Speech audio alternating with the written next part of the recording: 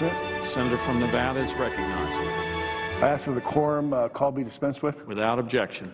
Thank you, Mr. President. When our nation's economy was thriving, Nevada was at the heart of the construction boom. Buildings and homes were going up across the state.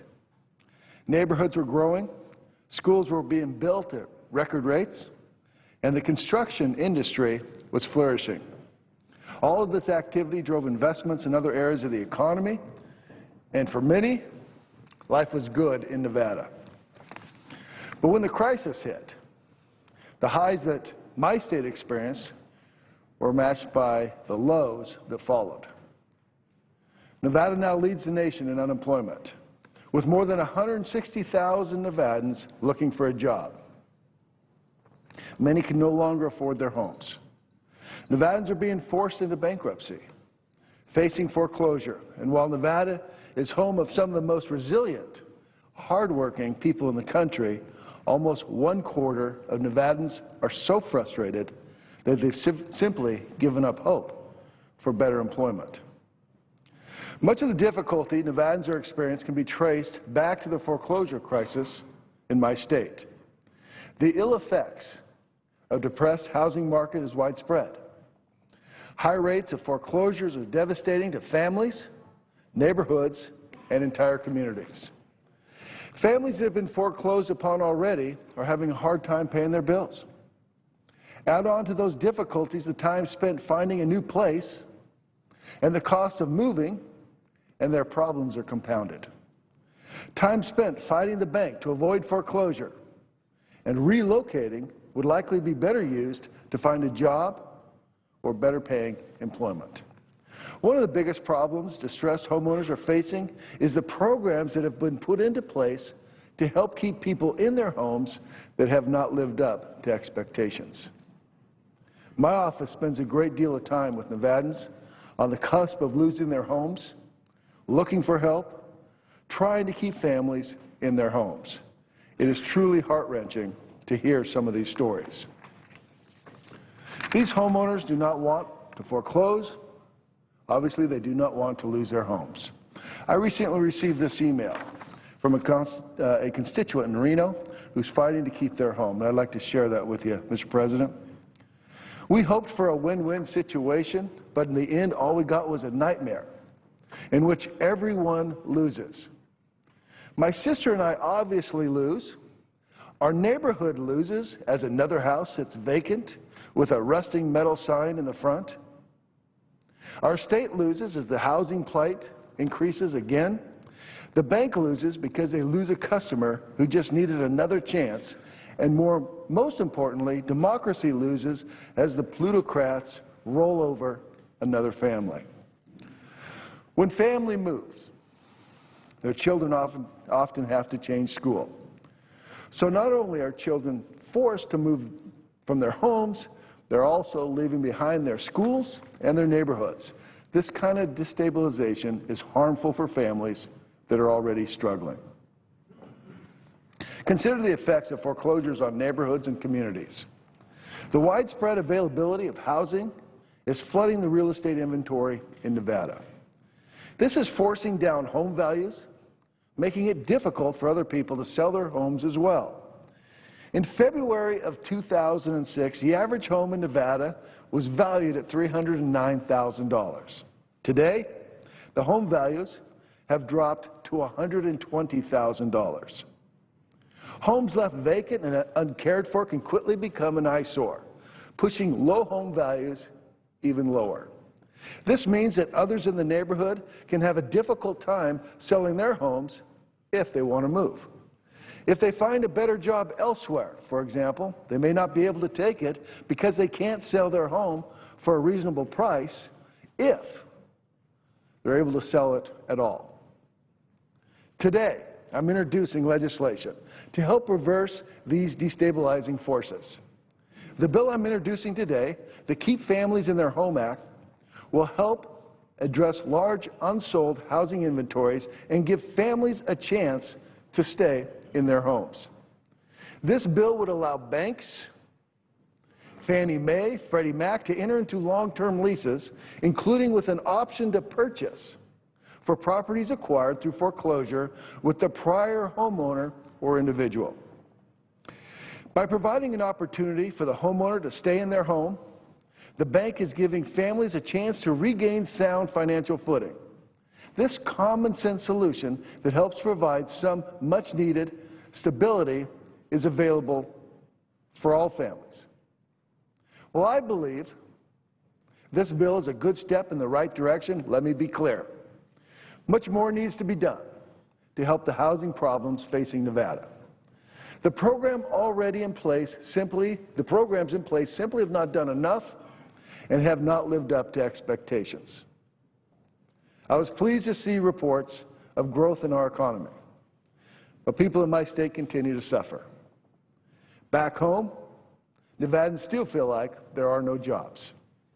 Small businesses are trying to survive while gridlock in Washington is making it harder for employers to know what is expected in the coming year. Crushing regulations are bringing Nevada's growth industries to a halt. In order for Nevada to experience real long-term recovery, Washington needs to fundamentally change the way it works. Congress needs to stop overspending. Republicans and Democrats should come together to close unfair loopholes and make the tax code easier for businesses to understand and to follow. This bill is just one solution to help turn around this housing crisis. It is also an idea that both Republicans and Democrats can support. Mr. President, I look forward to working with my colleagues to pass this bill and others into law so that we can help families dealing with foreclosures across the country. And as I've said before, moving forward, I welcome any and all ideas on how to fix the housing crisis in this country. Nevadans can't afford to wait any longer. In the meantime, I urge my colleagues to seriously consider supporting this bill. This legislation can go a long way towards helping families, stabilizing neighborhoods, and stem any further reduction in home prices. I hope you'll join me in this endeavor so that the President can sign this bill into law and help families who badly need it. Mr. President, I yield the floor. President? Senator from Utah is recognized. I ask unanimous consent that I be permitted to give my remarks in full. Without objection. Mr. President, for some time now, Americans have suspected that this administration has lost touch with the American people. John Meekin, the former editor of Newsweek and a fan of the President, explained this detachment by saying that the President does not, quote, particularly like people, unquote. Now, that might be an overstatement, but Meekin is on to something. This administration seems to take its cues from the far left, whether they represent the aspiration and hopes of ordinary Americans or not. Nowhere is this disconnection from the American people on better display than with the ham-fisted decision by Secretary Kathleen Sebelius and the Department of Health and Human Services to require that religious persons and institutions violate their most cherished beliefs or face the consequences. Late last year, HHS ordered all employers, including religious institutions, to cover in their employer insurance plans such things as sterilization, contraception, and abortion-inducing drugs and devices. With very limited exceptions, various hospitals, universities, and charitable institutions would face the choice of dropping coverage for their employees or violating their consciences. The nation's Catholic bishops and many other religious institutions pleaded with this administration to grant broader waivers to avoid jeopardizing these institutions' constitutional rights to freely exercise religion. But the administration, rather than side with millions of religious Americans who just want to be left alone to practice their own faith, decided to throw in with the most radical of pro-abortion advocates. They decided to subordinate our central constitutional commitment to religious liberty to a radical agenda that is overtly hostile to all of these people of faith. The response has been overwhelming. At church this weekend, millions of American Catholics were read a letter from their bishops. The message was simple and it was powerful. This action is unjust and one with which they will not comply. They are right, and they shouldn't. The First Amendment doubly protects religious liberty. It prohibits a government establishment of religion and explicitly protects the free exercise of religion, the first individual right listed in the Bill of Rights. That's how important religious liberty is to America. And in our system of government, such fundamental rights and principles are supposed to trump statutes, regulations, and political agendas. The Constitution and the liberties it protects are supreme, not the fleeting and politically driven motivations of any particular administration. Yet the Obama administration, as it always does, has turned these priorities upside down. In this administration, politics trumps absolutely everything else, even the Constitution and religious liberty. Instead of conforming their political agendas to the Constitution, they distort the Constitution and even liberty itself to conform to their political agenda. The politicians driving this mandate underestimated the American people who have, in succession, rejected the sorry efforts by the administration to defend its actions. The administration first hid behind the opinion of a purportedly objective medical group that birth control should be included in health insurance plans. But the American people knew who was ultimately responsible for this rule, not some board of so-called experts, but the President and his officers. They tried to minimize this mandate's impact by arguing that many states already have similar requirements. But this was incredibly misleading, since nearly all of those states have much broader religious protections. In fact, only 3 states have religious exemptions as narrow and limited as this new federal mandate. They tried to assuage the concerns of religious citizens by saying that the rule does not cover churches and houses of worship. But Americans will not accept only the remnant of our constitutional rights that the President chooses to recognize. Were we supposed to thank the Obama administration for letting us retain a few scraps of religious liberty? There are many religious institutions and organizations that do not fit into the Obama administration's artificial, narrow categories that just as fully exercise their faith and religious mission. Religious liberty belongs to the Catholic hospital or the University of Notre Dame, no less than it belongs to the Catholic Church. And then when this simmering controversy broke wide open a few weeks ago, Secretary Sebelius thought she could make it all go away by agreeing not to impose this mandate for another year. Like her boss, the President, she just plain doesn't get it. Religious liberty is not a bargaining chip or a deal sweetener like premium floor mats or an upgraded appliance. Did she think that Americans would not mind losing this cherished liberty if they were allowed to spend just a little extra time with it?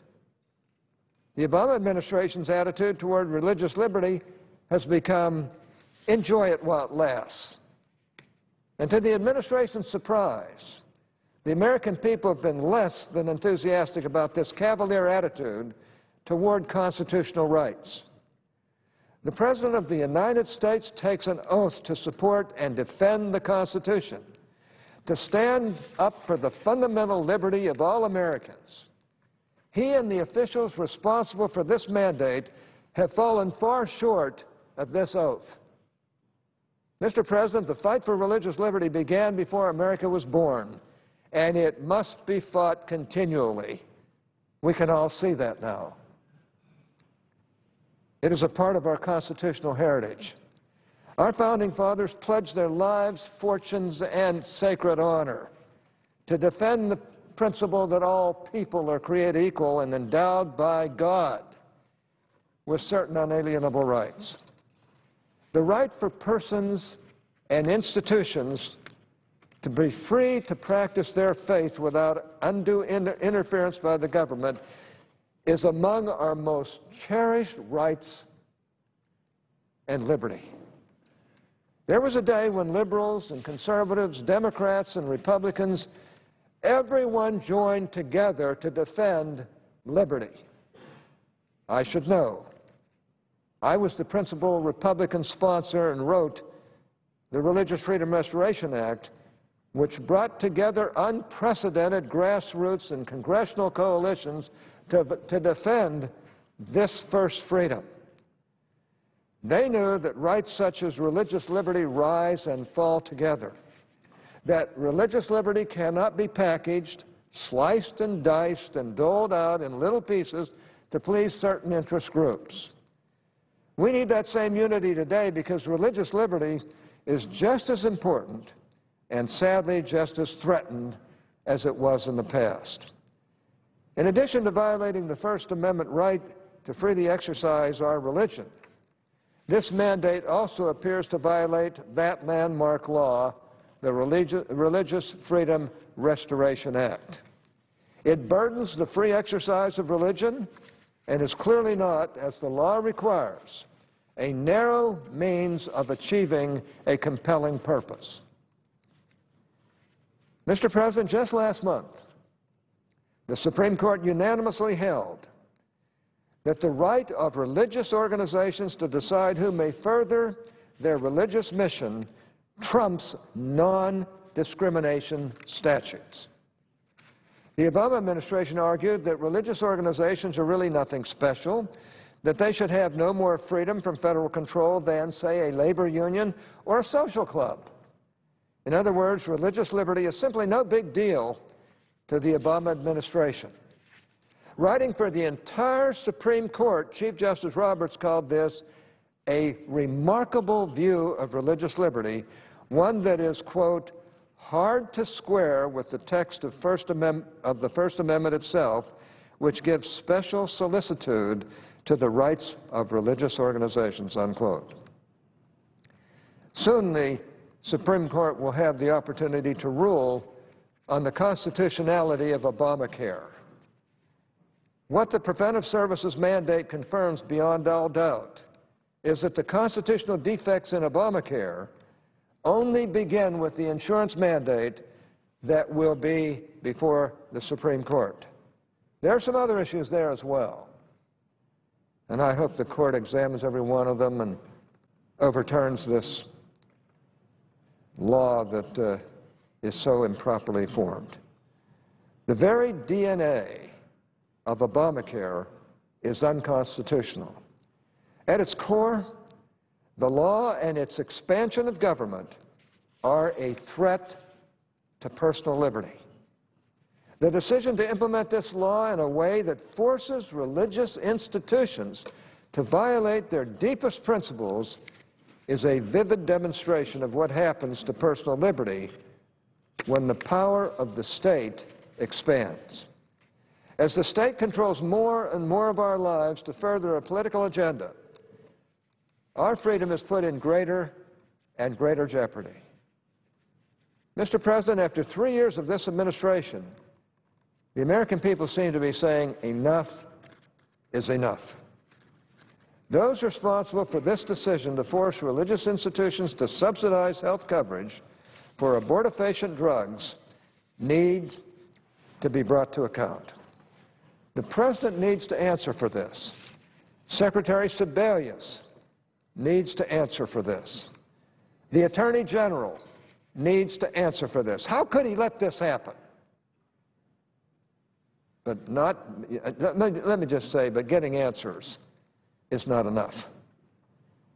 Congress needs to assert its authority as the representative of the American people to stand up for the First Amendment and restore religious liberty by overturning this health care law.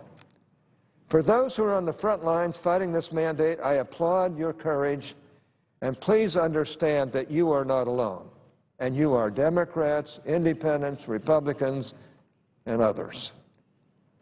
The Obama administration may not care about religious liberty, but the Constitution does. And I, along with many of my colleagues, will fight alongside you until we prevail over this unjust law. This new HHS mandate cannot be allowed to stand. And I am confident that if the will of the American people prevails, it will not stand. I belong to a faith that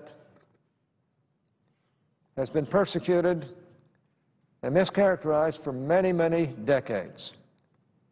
We're the only church in the history of America that had a governor issue an extermination order against its members. That's how bad it got in this greatest of all countries, where religious liberty is one of our most, is probably our most, without question, our most valued right. We understand what it's like to be persecuted. Now, I don't care whether you're liberal, conservative, independent, or what. And I don't care what religious beliefs folks out there all have. I do care about their beliefs. There is no excuse for this type of heavy-handed, ham-handed over-governmentalization of our religious freedom. And we simply cannot allow this to stand. Now, Mr. President, I think you ought to talk to your people down there in the White House and say, enough's enough. You guys have got me in enough trouble down here. Mr. President, do you have the guts to stand up for religious liberty? If you don't, you should not be President of this United States under this beautiful, beloved Constitution. If you do, I'll be the first to compliment you for it. The fact of the matter is, this is one of the worst things I've seen in many, many years. And it goes beyond the issues that some are raising. It comes right down to the Constitution itself, and in many respects, I believe, the most important provision in the Constitution, something that our early leaders risked their lives to obtain because they were persecuted because of their religious beliefs. And it's unseemly to have this administration continue that type of persecution. Mr. President, I call on you to change this, to acknowledge that this is a mistake, and to understand that we're united, Democrats, Republicans, Independents, and others are united in the protection of this great liberty. And it's time to tell the folks who are so dedicated to their personal political positions that enough is enough. Mr. President, I suggest the absence of the quorum. Clerk will call the roll. Mr. Akaka.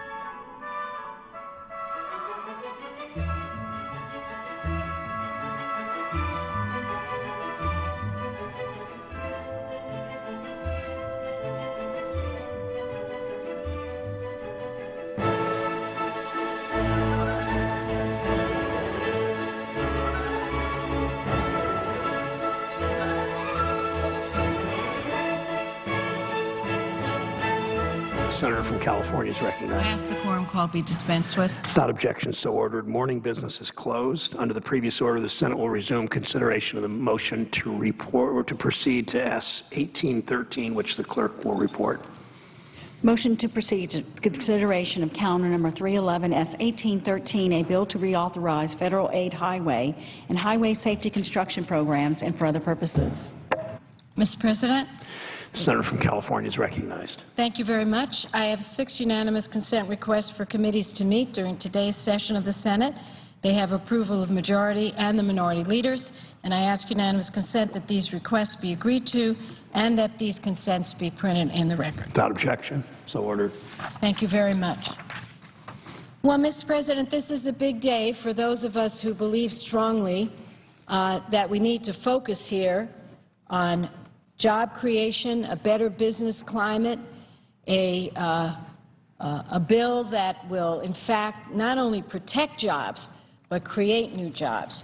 And that is the bill that we're hoping will get the go-ahead at 2 o'clock, what we call MAP 21, Moving Ahead for Progress in the 21st Century, S1813.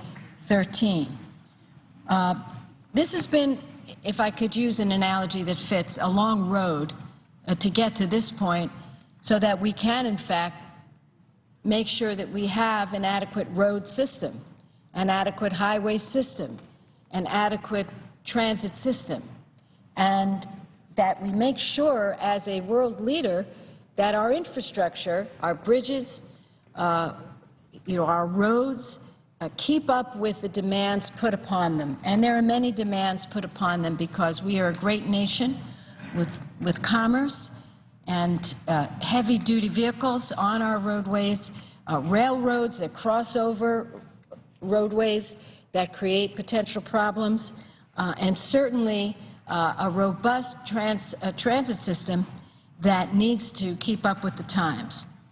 Just last night, I received a letter from the U.S. Chamber of Commerce, and I was very pleased to see it because they support the bill that Senator Inhofe and I, on a bipartisan basis, were able to get through our committee on a unanimous vote.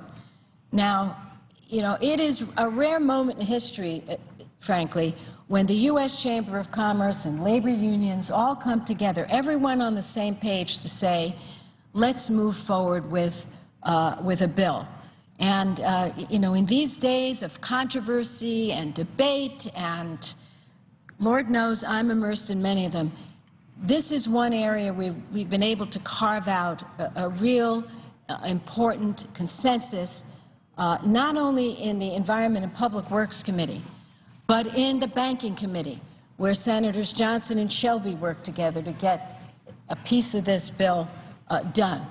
In the Finance Committee, where senators there, led by Senator Baucus, were able to hammer out a tough, important agreement to fund this bill because it has some shortfalls due to the fact that the Highway Trust Fund, has been going down because cars are getting better fuel economy, and that's a good thing, but the bad unintended problem is that the trust fund now has fewer dollars, so we run short of what we need to keep up our bridges and highways and transit systems, to keep them going. So what a moment it was to see not only our committee, but the Banking Committee, the Finance Committee, and the Commerce Committee, with a couple of exceptions on a couple of provisions. They did their job as well, and we're trying to work with them to resolve whatever matters remain on that portion of the bill. But I want to quote from the letter from the Chamber of Commerce that I received just last night, and just share a couple of lines with everyone. I'm quoting, "The Chamber strongly supports this important legislation.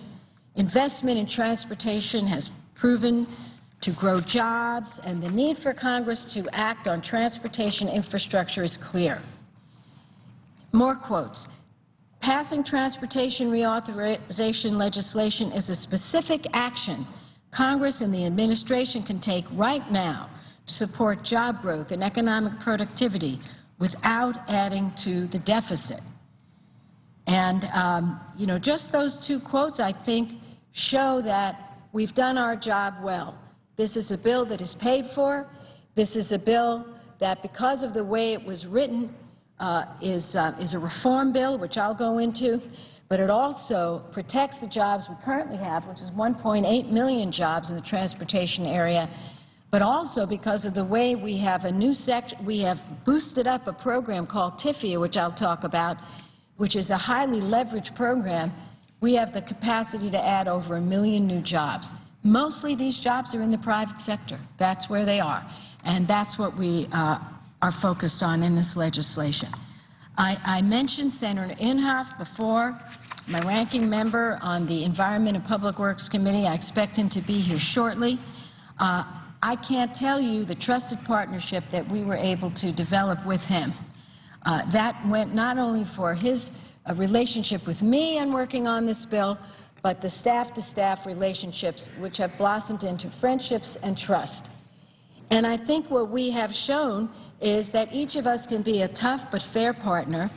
Our staffs understand where we're coming from, but we have a bigger goal in front of us than our differences, and that is our agreement that it is our responsibility to fix up our aging roads and highways and bridges, our infrastructure, to put people back to work, to boost our economy. And as Senator Inhofe has talked about very often with examples that are, you know, in many ways heartbreaking, we have problems with safety in our nation. We have bridges that are crumbling. We have seen them with our own eyes. We cannot turn away from this because we may have disagreements on lots of other things. It has been a long but a very worthwhile journey to get to this stage because the payoff here, if this bill eventually becomes law, is, as I said, protecting 1.8 million jobs and creating up to another 1 million jobs. I have to thank, as I have thanked, and again I wanted to mention Commerce Committee. I didn't thank Senators Rockefeller and Hutchison for their work on this as well. So we have 4 committees that are involved in writing this bill. Each committee has voted out their bills, and if all goes right today and we get a resounding go-ahead, I hope we can begin with amendments on the EPW portion and then move to add the different other bills to this bill until we have added all the committees together, and then I hope we'll have a resounding vote and get to a conference committee. We have major differences with the other body, but I think we can work it out for the good of the people and the 1,000 organizations that back us in this bill and this effort. I also have to thank Senator Harry Reid, the majority leader.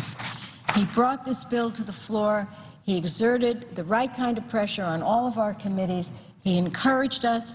He understands clearly that as we try to get out of this recession, and we have seen beneficial results of our actions in a number of areas, but this is going to mean a big boost for jobs, and he understands that.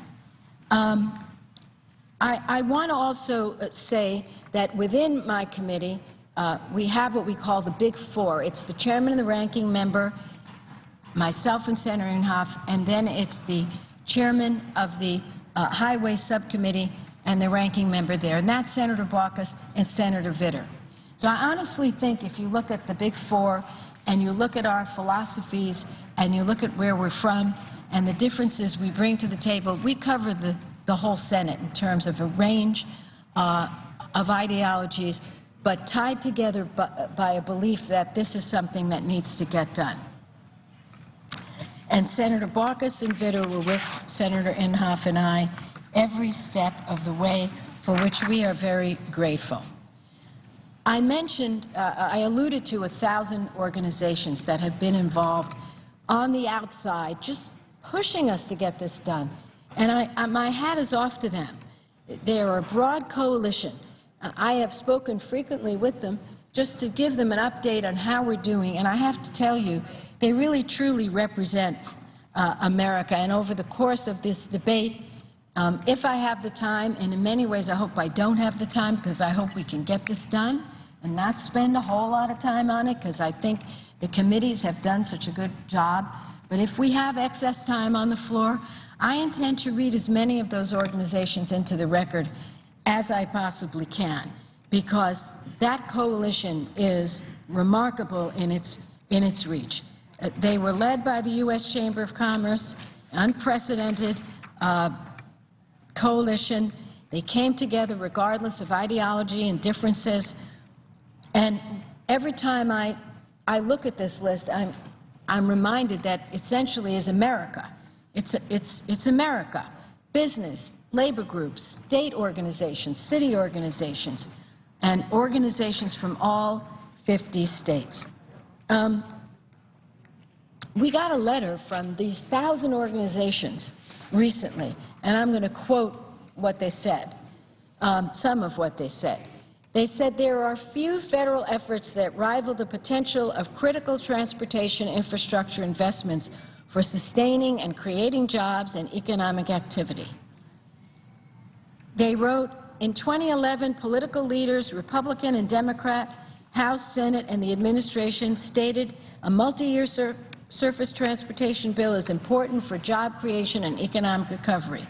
We urge you to follow words with action. And this is what they asked us, Mr. President. Make transportation job number one and move legislation immediately in the House and Senate to invest in the roads and the bridges and the transit systems that are the backbone of our economy, its businesses large and small, and communities of all size. Again, it's important to note, our surface transportation bill creates or saves millions of jobs, benefiting millions of American families across the country. And what a great signal it will send as we struggle to get out of the slowdown. And we begin to see light at the end of the tunnel. This will be a very large light because there are very few things we can do here that have the reach of a transportation bill. Let's talk about the construction industry. According to the most recent unemployment figures, there are 1.5 million construction workers out of work, with the industry facing an unemployment rate of 17.7%. Construction workers are out of work. And let's show that chart, David, if we can. The national unemployment rate is 8.3%. We want to see that come down. But look at that construction industry unemployment rate, Mr. President, 17.7%. These are real people with pride in what they do. And we know the housing industry has had a horrible time. And it is stalled out, and it's in a horrible trough. So if we can take those construction workers and offer them an opportunity to build the roads, the bridges, the highways, the transit systems, it will put them to work, and we'll get that 17.7% rate down. I don't know if we have a picture of that stadium. And how many stadiums? 15? Mr. President, this is a picture of a Super Bowl stadium. And from what I understand, it seats about how many people? 100,000. 100,000. That's what we see here. If we had 15 of these pictures, 15 Super Bowl stadiums worth of people, that's how many people are unemployed in construction. And I use this not only because I watched the Super Bowl, although my Niners didn't get in it and it was upsetting, but because it's a picture, it's a visual. Imagine every one of these people unemployed times 15. It's a visual. And I think it's important that we keep in mind that we're talking about real people who have lost real jobs because of this recession and especially the housing downturn. And this is a chance to put them to work. There is an urgent need to get this legislation through the conference committee and onto the President's desk because the current transportation authorization extension expires on March 31st. So I want to say to colleagues who may be watching or staffs that may be watching, you may have a lot of amendments in your mind and your heart, and everybody has a right, and I support your right. But please think very hard before you start bringing down amendments here that will slow us up. 1,000 organizations know that we need to keep our eye on the ball. And these organizations are in all of our states, and they represent millions and millions and millions of America's families. So let's not add extraneous matters, please. Let's not have frivolous amendments, killer amendments. We all can offer those. I've got several I could offer in a heartbeat. But this isn't the place to have our ideological disputes. This is a bill that's a jobs bill. This is a bill that is good for our business.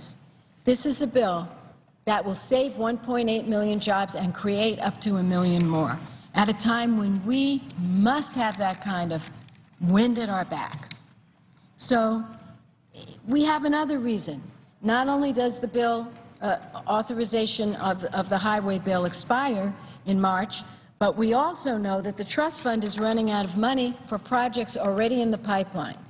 So we have to find a reliable source and stable source of funding. Senator Baucus and his Finance Committee have come up with a way to responsibly fill this shortfall, and I cannot thank them enough. Democrats and Republicans on that committee, thank you, thank you, thank you. Because what you've done is come up with some very good ways to pay for the shortfall, and those ways do no harm. We must push forward for another reason. I alluded to before, America's aging infrastructure is crumbling. Let me just tell America this. 70,000 of our nation's bridges are structurally deficient. 70,000 of our nation's bridges are structurally deficient. 50% of our roads are not up to standard. Now, if you're in your home and you have little kids and someone who is an expert comes up to you, an engineer, and says, your house could easily crumble, we all know what you do. You get out of there, fix it, and then move the family back in. Well, this is no different. If somebody tells you your house is crumbling, you've got to fix it. If somebody says to you our nation's bridges are structurally deficient and over 50% of our roads are not up to standard, we have to act. My dear friend and colleague who is going to manage this bill with me has arrived. And I will tell him I'm about 5 minutes away from ending my opening statement and yielding him the floor. But he is more eloquent than anyone I've ever heard of on two issues. One, what is the role of government? And he makes the point, which I'm not going to take away from him, as to how infrastructure fits into that. And he also is eloquent on the point of safety, because he's seen with his own eyes what happens when we don't keep our infrastructure sound and safe. We have a deteriorating part of our infrastructure, and it needs to be fixed. And we can't be an economic leader if we can't move people and goods. We can't thrive as a nation if our people are trapped in traffic and our businesses are trying to move goods and they're trapped in traffic.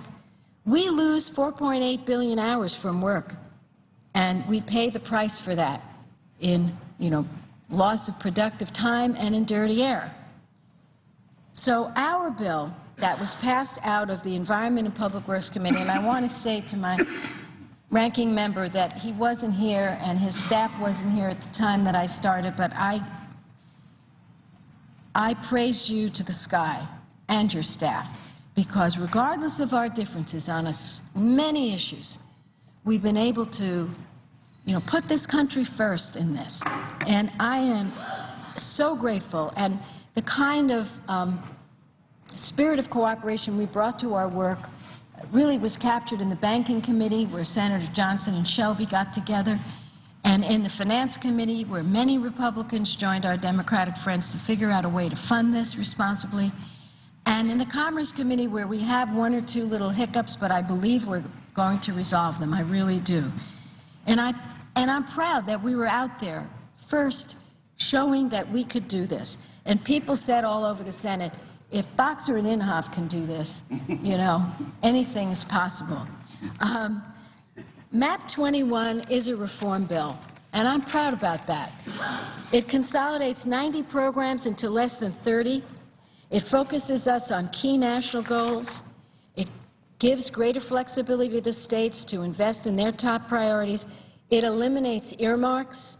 It establishes performance measures to improve accountability. It accelerates project delivery, and it provides resources for a new national freight program. This bill is responsible. It continues the current level of funding plus inflation, which, as I said, protects 1.8 million jobs. And the TIFIA program, which Senator Inhofe and I agreed to increase, which stands for Transportation Infrastructure Finance and Innovation Act, is also embraced by Chairman Mica over on the House side. So Republicans and Democrats agree that by making more funds available through TIFIA, we can mobilize up to $30 billion more from the $1 billion we've placed in that fund and create up to 1 million jobs. I want to thank the Mayor of Los Angeles and the Chamber there and the workers there who really brought the idea of leveraging to my attention. I want to say that Tom Donahue of the U.S. Chamber, his president there, Richard Trumka, the president of the AFL, and many businesses and laborers throughout our nation support this TIFIA program to stretch taxpayer dollars in a safe way. Again, they have done that in the House bill as well, which is very good for us. So I'm proud of this bill and the reforms.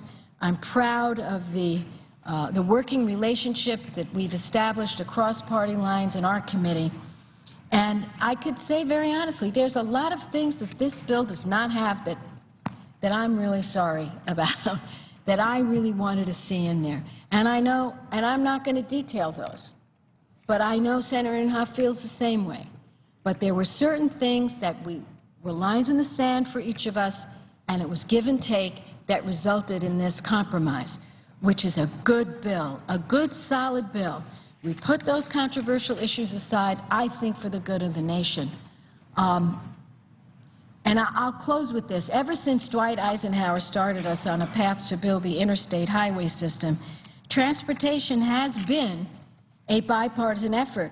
I asked my staff to research some of the comments made by President Eisenhower in 1963 when he established the Federal Interstate Highway System. Actually, he wrote his autobiography in 63. He established the system in 56. And that's what he said. More than any single action by the government since the end of the war, this one would change the face of America. This is his quote, with straightaways, cloverleaf turns, bridges, and elongated parkways. He says its impact on the American economy, the jobs it would produce in manufacturing, construction, the rural areas it opens up, that's beyond calculation. And it's very important to note that how bipartisan it is. Ronald Reagan in '82, more efficient roads mean lower transportation costs. And he says lately driving isn't as much fun as it used to be. Time and wear have taken their toll on America's roads and highways. Well, he said it well. And so we have Democratic presidents, Republican presidents, Democratic senators, Republican senators, all working in a bipartisan way. Votes on these bills have been overwhelming, 79 to 8, 372 in the House to 47. All of our presidents signing these laws. And I'd ask unanimous consent to place the rest of my statement into the record. And I say that today is a good day, a tough time to get to this date. I've tried to thank everyone that I could think of that had anything to do with it, and it's my privilege now to yield the floor and look forward to the comments of my ranking member. Without objection, so ordered. The senior senator from Oklahoma is recognized. Thank you, Mr. President. Thank you. I'm not sure I say to my good friend Senator Boxer that you're going to be too excited about some of the things I say, because what I really want to do is establish that what's unique about this bill. You know, there's a committee in the Senate. It's not like any committee in the House. In the House, they have two separate committees. It's called Environment and Public Works. So it's two almost unrelated committees, but our committee has more jurisdiction than any other committee in the United States Senate. But it handles things that are totally different For example, I have to, let me just, I'll sound a little partisan right now, but I am very concerned about President Obama and what he's done to this country in terms of the deficits. A lot of people don't realize that deficits, the budget, actually comes from the president. It's not the Democrats, not the Republicans, not the House, the Senate. It's the budget. Those budgets have had deficits of around $4.5 trillion. I've been very upset about that. I'm upset about what the president is doing with the military right now. If we have to go through sequestration as is planned, we're going to lose about $1 trillion in defense spending over the next 10 years. And the third area is in energy. We have the opportunity to be totally energy self-supporting just by developing our own resources. But the problem's a political problem. And the fourth area is overregulation. I say this because my good friend, the chairman of the Environment Public Works Committee, would disagree with me in all these areas because we don't agree. And I look at the regulations and the fact that, in my opinion, they're driving our manufacturing base overseas. I see the crown jewel of all regulations is cap and trade. They tried their best to do it. They had the McCain-Lieberman bill in 2002, then 2003, and then again in 2005. They had the Boxer bill, several Boxer bills that Senator Boxer was involved in, certainly Waxman, Markey. Well, we defeated them all. And now what the president's trying to do is do through regulation what he couldn't do through legislation. I only say that because I'm in agreement with the chairman of the committee, Senator Boxer, on most of what she just said because of the significance of this. And I think that people, and I'm going to repeat what I said yesterday, I guess it was, or the day before. When rankings come out, historically, since I've been in the House and the Senate, and I came to the Senate in 1994, I'm always ranked among the most conservative members. My good friend, Senator Boxer, is ranked among the most liberal members, progressive, liberal. But what I appreciate about her is she is a sincere liberal. She understands in her feeling that government should be involved in more things that I think they should be involved in. But one area, and I hasten to say this again and again and again, while I may have been historically considered the most conservative member, I'm a big spender, I say to the president, in two areas. One area is national defense. I'm very much disturbed, as I just said, about what's happening in the national defense, and the other is infrastructure. Now, infrastructure is something, way back when I was in the House, I was on the Transportation and Infrastructure Committee. At that time, we worked very hard for a robust bill for reauthorizing the transportation system. We were successful. And back then, that was back in the good old days, I say to my friend Senator Boxer, that we always had surpluses in the Highway Trust Fund. Now, the Highway Trust Fund is probably goes down as the most popular tax in history because people know ever since 1953 that it has been a trust fund where you pay your 18 or so cents per gallon, and it goes to maintaining those roads that you're driving on. So it's directly related to the gasoline that was purchased. But then some things happened. First of all, I can remember when we had surpluses, and so everybody who had their own deal wanted to get in on the surpluses, and so they started expanding the Highway Trust Fund expenditures beyond just maintaining and building roads. That was one of the problems. Then along came a lot of the changes that took place. Whether you're for them or against them, it doesn't make any difference. But when they talked about electric cars, they talked about mandating gas mileage and this type of thing.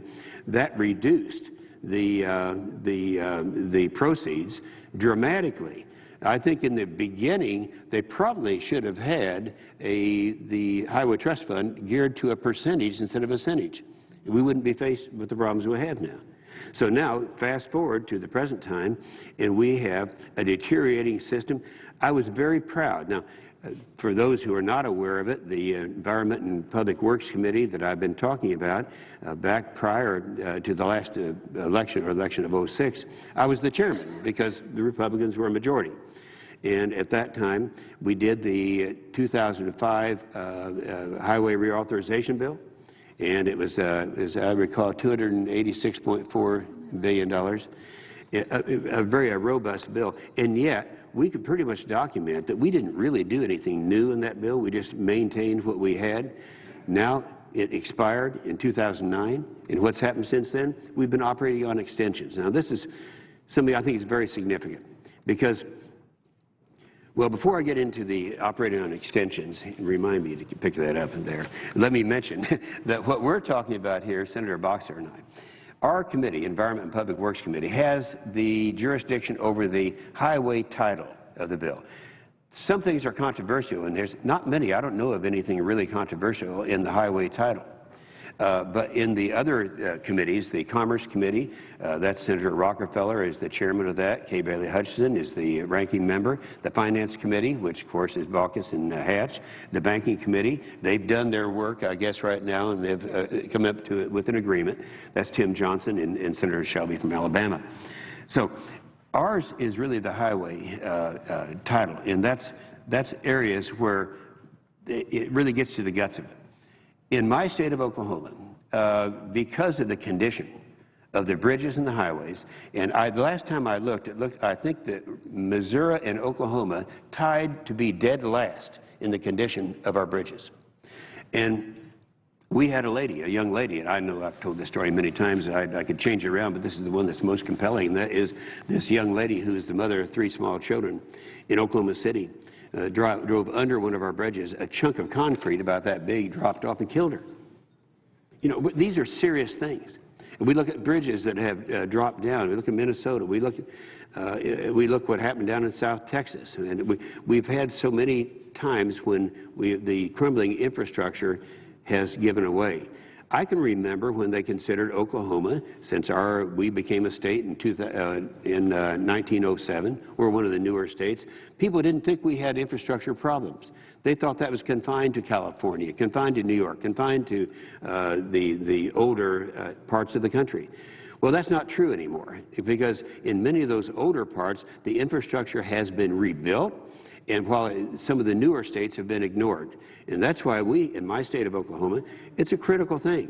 You know, people talk about, well, we don't want things with earmarks in it. I think Senator Boxer said, we don't have earmarks in this. It's fine. You know, I'd like to discuss that sometime because I'm a strong believer that those people who don't want us to do what we're supposed to be doing when we swear to uphold the Constitution, that's Article 1, Section 9, says that we should be the ones, the House and the Senate, that do the appropriating and the authorization.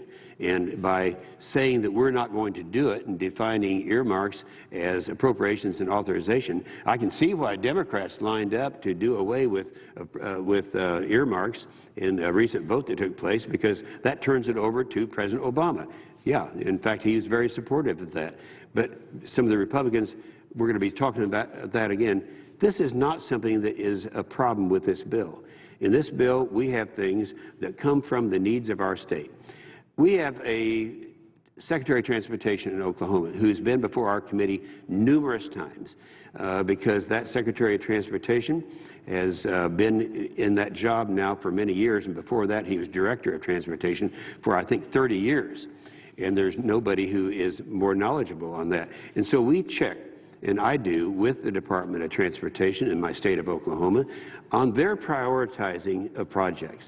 And we have a system. I wish all states had the system. Some do, some don't. But ours, we have transportation districts. We have chairmen of those transportation districts. They use the same criteria throughout the state of Oklahoma. They determine what should be fixed, where the money should be spent. And so it's not a political decision, not a decision where we're doing what most people consider to be earmarks, trying to help our friends and this type of thing. That's not the way we do it in Oklahoma.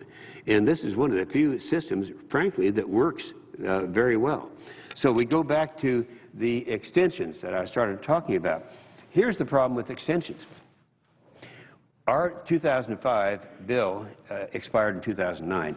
We have now gone through 8 extensions, is that right? 8 extensions. The problem you have with extensions is that you can't do anything creative. You can't change. You can't reform the system. You just have to go ahead and take the money that's available and just try to use it as best you can. But you can't reform a system that needs to be reformed. Now, let me tell you, I've said some things that were not all that complimentary about my partner in this case, Senator Boxer, but I have to say this. We've served together for years in trying to overcome these obstacles that are out there. And I'll tell you, on the highway title of the transportation bill that we're going to be talking about and that we're going to be voting on, we've done a good job. When I stop and think about the reforms, and I have to compliment Senator Boxer, and I know that she's been in a real tough position with some of the more liberal members of her party and some of the things that she's agreed to. We sat down, we worked out the differences in a lot of these problems that we had. State flexibility. We have state flexibility in this bill that we've never had before, and I've always been a believer that we're the guys that are in the best position to determine what the needs are of states. I've often said I've served in the state level of government. I've been the mayor of a major city, and I believe that the closer you get to the people, the more responsible government is. I believe that's to be true, and that's what we've done. We've done that in the flexibility that we have given the states in our programs. Senator Boxer mentioned we've cut down the number of programs by 2/3. We're down to 1/3 of the number of programs that we had before. And that's a major reform. NEPA, we've done streamlining. That is something that we've been trying to do for a long time. But let me mention the one area of reform that I want everyone to listen to, because this is significant. We have had a friendly disagreement, Senator Boxer and I, on enhancements, transportation enhancements. These are things that you can argue that do not affect transportation directly. And I've always felt that these things that we spend money on, where it comes from the Highway Trust Fund, should go into transportation projects. But they haven't. There's 2% of the highway funding is required to go to enhancements. That equates to 10% of the surface transportation money. So you can use 10% or 2% depending on which one you're applying it to. But it's a lot of money. If you take 2% of the total funding, that is a lot of money. That has to go to enhancements. Now, enhancements are things that people criticize us for, and I think that criticism is just. So how do you handle this situation? How do you get a highway bill in the highway title portion of it? Senator Boxer and I sat down and worked out something right here, where we're standing right now, on the floor of the Senate. We said, there's got to be an answer to this thing. States are not all the same.